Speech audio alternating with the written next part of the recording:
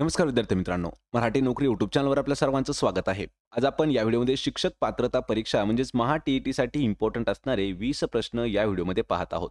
हे जे प्रश्न आहेत हे आपल्याला महा-टी-ई-टी परीक्षा पेपर 1 आणि पेपर 2 साठी इम्पोर्टंट असणारे प्रश्न तसेच प्रिव्हियस क्वेश्चन पेपरमधील आपण हे घेतलेले आहेत. या व्हिडिओमध्ये आपण मराठी व्याकरण, परिसर अभ्यास, सामान्य विज्ञान आणि समाजशास्त्र तसेच बालमानसशास्त्र, अध्यापनशास्त्र या विषयाचे सुद्धा प्रश्न आपण घेतलेले आहेत. त्यामुळे आपल्याला या व्हिडिओची जर पीडीएफ डाउनलोड करायची असेल तर मराठी नोकरी नावानं आपलं टेलिग्राम चॅनल आहे. सोबतच आपलं व्हॉट्सअप चॅनल देखील आहे. दोघांच्याही लिंक्स मी तुम्हाला डिस्क्रिप्शनमध्ये देत आहे. त्या ठिकाणी जाऊन आपण त्यांना जॉइन करा आणि व्हिडिओ चॅनलवरती जर नवीन असाल तर लगेच आपल्या मराठी नोकरी यूट्यूब चॅनलला सबस्क्राईब करून ठेवा. म्हणजे आपल्याला डेली अशाच पद्धतीचे व्हिडिओज पाहायला मिळतील. चला तर व्हिडिओला सुरुवात करूया. तर पहा आपला प्रश्न पहिला आहे. अतिशय क्रोध किंवा चीड या भावनेतून कोणता रस निर्माण होतो? मित्रांनो हा प्रश्न खूप महत्त्वाचा आहे का? कारण यावरती आपल्याला पोलीस भरतीमध्ये सुद्धा प्रश्न विचारले होते. अतिशय क्रोध किंवा अतिशय चीड किंवा राग या भावनेतून कोणता रस निर्माण होतो? तर यामध्ये होतो पहा ऑप्शन क्रमांक 1 तर रौद्र रस हा तयार होतो किंवा निर्माण होतो. यामध्ये अजून काही आपण महत्त्वाच्या गोष्टी पाहणार आहोत. एकूण रस आहे तर 9 रस आणि 9 रसांचे जे प्रकार आहेत ते कोणकोणते आहेत पहा. सर्वात पहिला शृंगार रस. यामध्ये स्त्री पुरुषांना एकमेकांबद्दल वाटणाऱ्या प्रेमातून आकर्षण या रसाचा उगम होतो. यानंतर आहे वीररस. यामध्ये पराक्रम, शौर्य यांच्या वर्णनातून हा रस तयार होतो. यानंतर आहे करुण रस. तर शोक किंवा दुःख यांच्या वियोगातून हा रस तयार होतो. यानंतर आहे हास्यरस. म्हणजे विसंगती, व्यंगदर्शन, विडंबन, चेष्टा यांच्या वर्णनातून हास्यरस तयार होतो. यानंतर आहे रौद्ररस. अतिशय क्रोध व चीड या भावनेतून हा रस निर्माण होतो. त्यानंतर आहे भयानक रस. म्हणजे भीती या भावनेतून हा रस तयार होतो. बिभत्स रस म्हणजे किळस, वीट, तिटकारा यांचं वर्णन करणारं जे काही वर्तन आहे यामधून हा रस तयार होतो. अभ्युदय अद्भुत रस म्हणजे आश्चर्यकारक गोष्टींच्या वर्णनातून तयार होणारा रस. शांतरस परमेश्वर विषयक भक्ती, सत्पुरुषाची संगती, देवालय व आश्रम यांच्या परिसरातील वातावरण यांच्यातून तयार होणारा रस असतो तो असतो शांतरस. हे जे आहेत हे रसाचे 9 प्रकार आहेत आणि यामध्ये आपल्याला लक्षात ठेवायचंय वीररसवर प्रश्न विचारण्यात येतो आणि दुसरा एक प्रश्न विचारला जातो आपल्याला रौद्र रसावरती सुद्धा विचारला जातो. आणि या प्रश्नाचं उत्तर काय होणार आहे पहा. ऑप्शन क्रमांक 1 आपलं उत्तर होईल. प्रश्न क्रमांक दुसरा आहे. या सत्तेत जीव रमत नाही हा काव्यसंग्रह खालीलपैकी कोणाचा आहे? आतापर्यंत पोलीस भरतीला हा 2 वेळा विचारण्यात आलेला आहे. या सत्तेत जीव रमत नाही हा जो काव्यसंग्रह आहे तर हा आहे नामदेव ढसाळ यांचा. पर्याय क्रमांक 3 आपलं या प्रश्नाचं योग्य उत्तर होईल. यामध्ये काही महत्त्वाचे पॉइंट्स देखील आहेत पहा. नामदेव ढसाळ यांचं पहा. दलित साहित्यात परिवर्तन घडविणारे लेखक तसेच बौद्ध चळवळीतील नेते म्हणून त्यांची ओळख आहे. यांची कादंबरी हाडकी हाडवाळा आणि उजेडाची काळी दुनिया, निगेटिव्ह स्पेस आणि नाटक आहे हंदार यात्रा. पर्याय क्रमांक 3 आपलं या प्रश्नाचं उत्तर होईल. प्रश्न क्रमांक तिसरा आहे. खालीलपैकी कोणत्या स्त्रावामुळे व्यक्तीमध्ये चैतन्य निर्माण होते आणि त्याचे प्रमाण अधिक झाल्यास मुले वर्तनामध्ये अति उत्साह दाखवतात? म्हणजे काय तर जास्त जोश दाखवतात. प्रश्न परत एक वेळा समजावून घ्या म्हणजे परत आपल्या लक्षात येईल. असा कोणता स्त्रव आहे की त्यामुळे व्यक्तीमध्ये चैतन्य निर्माण होतं आणि त्याचं प्रमाण जर जास्त झालं तर अति उत्साह सुद्धा निर्माण होतो? तर ते आहे पर्याय क्रमांक 2 तर ॲड्रेनालिन. ऑप्शन क्रमांक 2 ॲड्रेनालिन हे आपलं योग्य उत्तर होईल. प्रश्न क्रमांक 4 आहे. आपले डावपेच आपल्यावरच उलटणे या अर्थाची म्हण खालीलपैकी कोणती आहे? मित्रांनो आपल्याला म्हणीवरती प्रश्न हे नेहमी विचारले जातात. त्यामुळे डिस्क्रिप्शनमध्ये तुम्हाला एका व्हिडिओची मी लिंक देत आहे. त्यामध्ये जवळपास आपण 200 पेक्षा जास्त म्हणी ज्या टी-सी-एस आणि आय-बी-पी-एस पॅटर्ननुसार विचारल्या जातात ते आपण घेतलेल्या आहेत. आपले डावपेच आपल्यावरच उलटणे या अर्थाची म्हण कोणती आहे? तर या प्रश्नाचं योग्य उत्तर आहे ऑप्शन क्रमांक 3 तर गुरुची विद्या गुरुस फळली ही जी आहे ही त्याचा म्हण असणार आहे. यामध्ये इकडे आड तिकडे विहीर म्हणजे काय तर दोन्ही बाजूंनी सारखीच अडचणीची स्थिती निर्माण असणे. या ठिकाणी उत्तर असणार आहे आपलं पर्याय क्रमांक 3. प्रश्न क्रमांक 5 आहे. शरीरातील 4 द्रव्यांवर आधारित सुस्त, शीघ्रकोपी, उत्साही, विषण्य हे व्यक्तिमत्वाचे प्रकार खालीलपैकी कोणी मांडले आहेत? या ठिकाणी शरीरावरची 4 द्रव्य जे आहेत त्यांच्यावर मांडलेली काही द्रव्य आहेत पहा. सुस्त एक आहे, शीघ्रकोपी, उत्साही आहे आणि विषान्न आहे. तर या व्यक्तिमत्वाचे प्रकार आहेत हे कोणी मांडले आहेत? त्या प्रश्नाचं उत्तर आहे ऑप्शन क्रमांक 4 तर हिप्पोक्रेट्स यांनी मांडलेले हे व्यक्तिमत्वाचे प्रकार आहेत. यामध्ये पहा व्यक्तिमत्वाचे प्रकार आणि मांडले कोणी? शेल्डन यांनी स्थूलदेही, सुदृढदेही आणि कृशदेही हे शेल्डन यांनी मांडले. क्रिश्मर यांनी कोणते कोणते मांडले? मेदप्रधान, स्नायुप्रधान आणि अस्थिप्रधान. आणि युंग यांनी मांडलेले अंतर्मुखी, बहिर्मुखी आणि उभयमुखी. पण या ठिकाणी सुस्त, शीघ्रकोपी, उत्साही आणि विषण्ण हे जे आहेत हे हिप्पोक्रेट्सनी मांडलेले आहेत. पर्याय क्रमांक 4 उत्तर असेल. प्रश्न क्रमांक 6 आहे, सोन्याचा धूर निघणे या वाक्प्रचाराचा योग्य अर्थ आपल्याला सांगायचा आहे. पहा, सोन्याचा धूर निघणे. सोन्याचा धूर निघणे म्हणजे काय? तर खूप जास्त पैसा किंवा खूप संपत्ती असणे. पर्याय क्रमांक 4 आपलं या प्रश्नाचं योग्य उत्तर होणार आहे.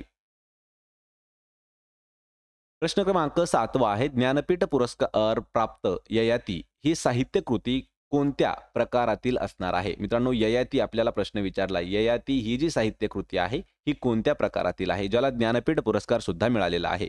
आणि ययाती ही जी आहे ही एक कादंबरी आहे. पर्याय क्रमांक 3 आपलं या प्रश्नाचं योग्य उत्तर होणार आहे. याच्याविषयी इम्पॉर्टंट पॉइंट्स पहा. 1960 साली ययाती कादंबरीला साहित्य अकादमी पुरस्कार प्राप्त झालेला आहे. 1974 साली ययाती कादंबरी ही ज्ञानपीठ पुरस्कार मिळवणारी कादंबरी ठरली. विष्णू सखाराम खांडेकर हे ययाती या कादंबरीचे लेखक आहेत. पहा, वि. स. खांडेकर यांनी लिहिलेली कादंबरी आहे ययाती आणि हिला 1974 साली ज्ञानपीठ पुरस्कार मिळालेला आहे. प्रश्न क्रमांक 8 आहे, ढग दाटून आल्यामुळे पाऊस पडण्याची शक्यता आहे. वाक्य प्रकार आपल्याला ओळखायचा आहे. पहा, सरळ सरळ काय सांगितलंय, ढग दाटून आल्यामुळे पाऊस पडण्याची शक्यता आहे. तर वाक्याचा प्रकार कोणता आहे? उत्तर आहे या प्रश्नाचं ऑप्शन क्रमांक 2. तर हे फक्त आणि फक्त केवळ वाक्य आहे. पहा, केवळ वाक्याची व्याख्या पहा. आपण मिश्र वाक्य पाहूया आणि संयुक्त वाक्य सुद्धा पाहूया. सर्वात पहिल्यांदा आपण केवळ वाक्य म्हणजे काय? तर या वाक्यामध्ये एकच उद्देश व एकच विधेय आहे, म्हणून याला शुद्ध किंवा केवळ वाक्य असं म्हणतात. मिश्र वाक्य काय आहे? एक प्रधान वाक्य व एक किंवा अधिक गौण वाक्य गौणत्वसूचक उभयान्वयांनी जोडलेली असतात, म्हणून त्याला मिश्र वाक्य म्हणतात. आणि संयुक्त वाक्य म्हणजे काय असतं? दोन किंवा दोनपेक्षा जास्त केवळ वाक्य प्रधानत्व सूचक बोधक उभयान्वयी अव्ययांनी जोडलेले असतात, तेव्हा ते संयुक्त वाक्य असतं. पर्याय क्रमांक 2 आपलं या प्रश्नाचं उत्तर होईल. प्रश्न क्रमांक 9 आहे, तेजोनिधी या शब्दाचा समानार्थी शब्द कोणता होईल? पहा, तेजोनिधी या शब्दाचा समान असणारा अर्थ. प्रश्नाचं उत्तर होईल पर्याय क्रमांक 1. तर दीनमनी हा तेजोनिधीचा समानार्थी शब्द आहे. आणि मित्रांनो, अशाच पद्धतीचे आपल्याला 500 पेक्षा जास्त समानार्थी शब्द पाहायचे असतील तर त्या व्हिडिओची लिंक सुद्धा मी तुम्हाला डिस्क्रिप्शनमध्ये दिलेली आहे. सर्वात आधी पहा, तेजोनिधीसाठी समानार्थी शब्द दीनमनी, सूर्य, सविता. यानंतर रत्नाकर शब्दासाठी पहा, समुद्र, सागर, सिंधू आणि अर्णव हे जे आहेत हे रत्नाकरसाठी आहेत. दीनमनी हे आपलं उत्तर होणार आहे. प्रश्न क्रमांक 10 आहे, कमीत कमी जमिनीच्या क्षेत्रात जास्तीत जास्त उत्पादन काढण्याच्या शेती प्रकाराला काय म्हणतात? प्रश्न परत एक वेळा समजावून घ्या. कमीत कमी जमिनीचं जेवढं काही क्षेत्र आहे त्या क्षेत्रामध्ये जास्तीत जास्त उत्पादन काढण्याची शेती प्रकार जो आहे त्याला काय म्हणतात? आणि तो शेती प्रकार आहे पहा ऑप्शन क्रमांक 2. तर सखोल शेती प्रकार आहे. यामध्ये शेती हा महाराष्ट्रातील प्रमुख एक व्यवसाय आहे. राज्यातील सर्व जिल्ह्यामध्ये शेती केली जाते. यामध्ये जिरायती शेती, बागायती शेती आणि सखोल शेती केली जाते. यामध्ये जिरायती शेती लक्षात ठेवा. जी शेती फक्त पावसाच्या पाण्यावर अवलंबून असते ती जिरायत शेती म्हणतात. बागायत शेती म्हणजे की ज्यावेळी पावसाच्या पाण्याशिवाय जलसिंचनाने पाणी पुरवठा केला जाऊ शकतो अशा शेतीला बागायती शेती म्हणतात. आणि सखोल शेती म्हणजे कमीत कमी जमिनीच्या क्षेत्रात जास्तीत जास्त उत्पादन काढण्याच्या शेती प्रकाराला सखोल शेती म्हणतात. पर्याय क्रमांक 2 आपलं उत्तर होईल. मित्रांनो, तुमच्यासाठी एक खास सूचना आहे की महाराष्ट्र शिक्षक पात्रता परीक्षा म्हणजे महा-टी-ई-टी प्रश्नपत्रिका संच जो आहे तो लॉन्च झालेला आहे. आणि याचे लेखक आहेत पहा राऊतवार सर आणि पब्लिकेशन आहे स्मार्ट स्टडी पब्लिकेशन. यांच्याद्वारे हे पुस्तक प्रकाशित करण्यात आलेलं आहे. या पुस्तकाची खास वैशिष्ट्य म्हणजे 2013 ते 2021 या 9 वर्षामध्ये जेवढ्या काही महा-टी-ई-टीचे पेपर झाले, एकूण 15 पेपर झालेले आहेत. आणि ते असे 15 प्रश्नपत्रिका या पुस्तकामध्ये ॲड केलेले आहेत. ते पण सर्व उत्तरं फायनल आन्सर कीनुसार घेण्यात आलेले आहेत. या पुस्तकाची खास वैशिष्ट्य म्हणजे पेपर 1 आणि पेपर 2 हे जे आहेत हे स्पेशल वर्गीकरण सुद्धा करण्यात आलेलं आहे. अंकगणित आणि बुद्धिमत्ता हे हस्तलिखित स्वरूपात आपल्याला मिळून जाईल. 2025च्या परीक्षेसाठी हे पुस्तक खूप महत्त्वाचं ठरणार आहे. विकत जर घ्यायचं असेल तर त्याची लिंक मी तुम्हाला डिस्क्रिप्शनमध्ये दिलेली आहे. प्रश्न क्रमांक 11 आहे, प्रकाश संश्लेषणातील कोणता टप्पा रेण्वीय ऑक्सिजन मुक्त करण्यास कारणीभूत असतो? पहा, रेण्वीय ऑक्सिजन मुक्त करण्यास कारणीभूत असणारा प्रकाश संश्लेषणातील कोणता टप्पा आहे? या प्रश्नाचं उत्तर होईल पर्याय क्रमांक 3. त्याला हील अभिक्रिया असं म्हणतात. ऑप्शन क्रमांक 3 उत्तर होईल. प्रश्न क्रमांक 12 आहे. पहिली वसुंधरा परिषद 1992 साली कोणत्या शहरात संपन्न झाली होती? यावरती आपल्याला 3 प्रश्न विचारले जाऊ शकतात. त्यातील पहिला प्रश्न काय आहे, की पहिली वसुंधरा परिषद कधी झाली? 1992 या वर्षी झाली. पुन्हा विचारला जाऊ शकतं, की ती कोणत्या ठिकाणी झाली? आणि यावरती अजून एक प्रश्न विचारला जाऊ शकतो, की दुसरी वसुंधरा परिषद कोणत्या ठिकाणी झाली किंवा कोणत्या वर्षी झाली? तर या प्रश्नाचं योग्य उत्तर असणार आहे पहा ऑप्शन क्रमांक 3 रिओ डी जानेरो या ठिकाणी. लक्षात ठेवा 1992 साली पहिली वसुंधरा परिषद रिओ डी जानेरो म्हणजेच ब्राझील या ठिकाणी जानेवारी 1992 मध्ये वातावरणीय प्रदूषणाच्या प्रश्नावर उपाययोजना सुचवण्यासाठी ही परिषद भरवण्यात आली होती. आणि 2002 साली दुसरी वसुंधरा परिषद ही दक्षिण आफ्रिकेतील जोहान्सनबर्ग या ठिकाणी शाश्वत विकासावर जागतिक परिषद भरवण्यात आलेली होती. पर्याय क्रमांक 3 आपलं या प्रश्नाचं उत्तर आहे. प्रश्न क्रमांक 13 आहे. शरीर रचनेवर आधारित स्थूलदेही, सुदृढदेही व कृशदेही हे व्यक्तिमत्वाचे प्रकार कोणी मांडले? जवळपास आत्ताच आपण 3 ते 4 प्रश्नाच्या पूर्वीच हा प्रश्न आपण पाहिलेला आहे. शरीर रचनेवर स्थूलदेही, सुदृढदेही आणि कृशदेही व्यक्तिमत्वाचे प्रकार कोणी मांडले? तर हे मांडलेले आहेत पहा विल्यम शेल्डन यांनी. म्हणजेच पर्याय क्रमांक 3 आपलं या प्रश्नाचं योग्य उत्तर होणार आहे. यामध्ये व्यक्तिमत्वाचे प्रकार पहा शेल्डन यांनी मांडलेले स्थूलदेही, सुदृढदेही आणि कृशदेही. क्रेशमर यांनी मेदप्रधान, स्नायुप्रधान आणि अस्थिप्रधान आणि युंग यांनी अंतर्मुखी, बहिर्मुखी आणि उभयमुखी हे मांडले होते. ऑप्शन 3 उत्तर आहे. प्रश्न क्रमांक 14 आहे. कोकण रेल्वे मार्गावरील डॅश येथील 6.5 किलोमीटर लांबीचा बोगदा सर्वात मोठा बोगदा आहे. किती किलोमीटर आहे? 6.5 म्हणजे 6.5 किलोमीटरचा लांबीचा बोगदा आहे. तो मोठा बोगदा मानला जातो आणि तो जो आहे तो कारबुडे येथील आहे. पर्याय क्रमांक 1 आपलं या प्रश्नाचं योग्य उत्तर होणार आहे. प्रश्न क्रमांक 15 आहे. जेव्हा बल लावून एखाद्या वस्तूला गतिमान केले जाते किंवा गतिमान वस्तूची दिशा बदलली जाते तेव्हा डॅश झाले असे म्हटले जाते. प्रश्न खूप महत्त्वाचा आहे. जेव्हा एखादं बल लावून एखाद्या वस्तूला जास्त गतिमान केलं जातं किंवा गतिमान वस्तूची दिशा बदलवली जाते तेव्हा काय झालं असं आपल्याला म्हणता येईल?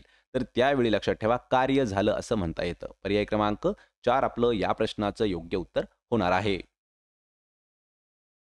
प्रश्न क्रमांक 16 आहे. चंदीगड ही खालीलपैकी कोणत्या 2 राज्यांची राजधानी आहे? मित्रांनो यावरती इम्पॉर्टंट प्रश्न विचारला जातो आणि हा कन्फ्यूज करणारा थोडासा प्रश्न आहे.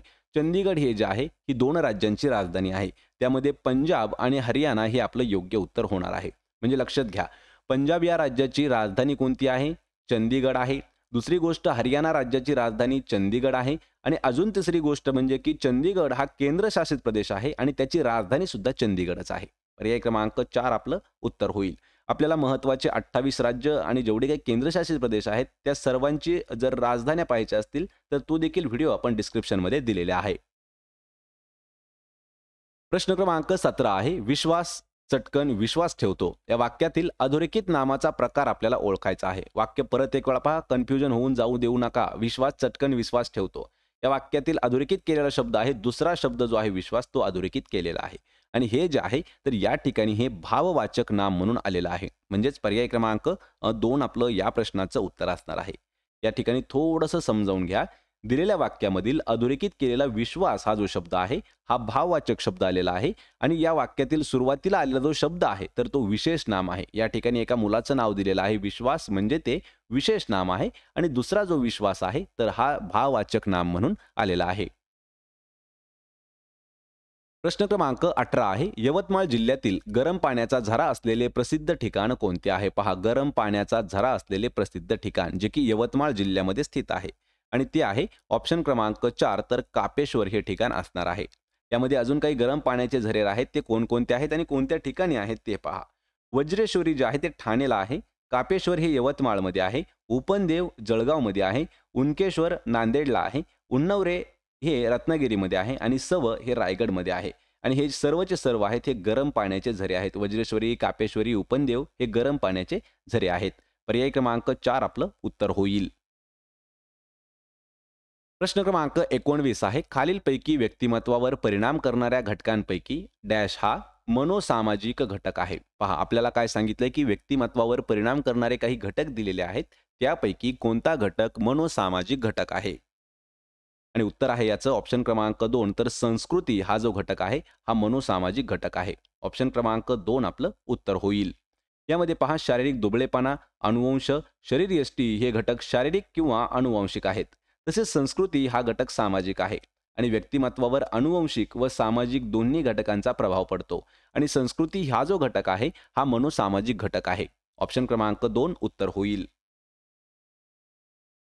प्रश्न क्रमांक 20 आहे. खालीलपैकी कोणत्या समाजसुधारिकेने हिंदू लेडीज सोशल क्लब याची स्थापना केलेली आहे? पहा, हिंदू लेडीज सोशल क्लबची स्थापना कोणी केली? उत्तर आहे पर्याय क्रमांक 4 तर रमाबाई रानडे यांनी हिंदू लेडीज सोशल क्लबची स्थापना केलेली आहे. पर्याय क्रमांक 4 आपलं उत्तर होईल.